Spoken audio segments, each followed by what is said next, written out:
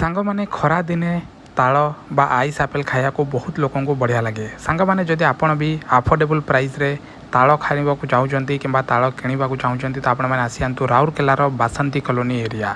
ସାଙ୍ଗମାନେ ବାସନ୍ତୀ କଲୋନୀରେ ଆସିଯାଇଛି ବଢ଼ିଆ କ୍ୱାଲିଟିର ତାଳ। ଆପଣମାନେ ଦେଖିପାରୁଥିବେ କେତେ ବଢ଼ିଆ ଦେଖାହେଉଛି ଏ ତାଳ। ଭାଇ ଯେଉଁ ଅଛନ୍ତି ଭାଇ ନେଉଛନ୍ତି ଗୋଟେ ତାଳକୁ 30 ଟଙ୍କା, ଦୁଇଟା ତାଳକୁ 50 ଟଙ୍କା ଏବଂ ଯଦି ଆପଣ 4ଟା ତାଳ ନେଉଛନ୍ତି ତ ଆପଣଙ୍କୁ 100 ଟଙ୍କା ପଡ଼ିବ। ପ୍ରାଇସ୍ ଉପର ନିଚେ ହେଇପାରେ ସାଙ୍ଗମାନେ ଯଦି ଆପଣ କେଉଁଦିନ ଯାଉଛନ୍ତି। ମୁଁ ଆଜି ଯାଇଥିଲି ଏବଂ ମୁଁ ଅର୍ଡ଼ର କରିଥିଲି 2 ପିସ୍ ତାଳ। ତ ଭାଇ ମୋତେ କଟିଂ କରିକି ପୁରା ମସ୍ତ ଜରିରେ ବାନ୍ଧିକି ତାଳ ଦେଇଥିଲେ ସାଙ୍ଗମାନେ। ଭାଇଙ୍କର କଟିଂ ସ୍ପିଡ଼୍ ଆପଣମାନେ ଦେଖିପାରୁଥିବେ।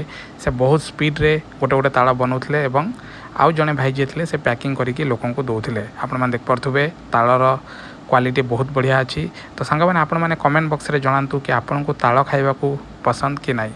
ଖରାଦିନେ ମିଳୁଥିବା ଏଇ ଫ୍ରୁଟ୍ ଖାଇବାକୁ ବହୁତ ଟେଷ୍ଟି ଲାଗେ ଏବଂ କୁହାଯାଏ କି ତାଳର ଟେଷ୍ଟ ସବୁ ଫ୍ରୁଟ୍ ଠାରୁ ବିଲକୁଲ ଅଲଗା। ତ ସାଙ୍ଗମାନେ ଆପଣମାନେ ଯଦି ତାଳ ଖାଇବାକୁ ପସନ୍ଦ କରନ୍ତି ତ ଜଲ୍ଦି ସେ ଆସିଯାଆନ୍ତୁ ରାଉରକେଲାର ବାସନ୍ତୀ କଲୋନୀ, ଯେଉଁଠିକି ଆପଣଙ୍କୁ ଏଇ ତାଳ ଫ୍ରୁଟ୍ ଖାଇବା ପାଇଁ ମିଳିଯିବ। ଜୟ ଜଗନ୍ନାଥ।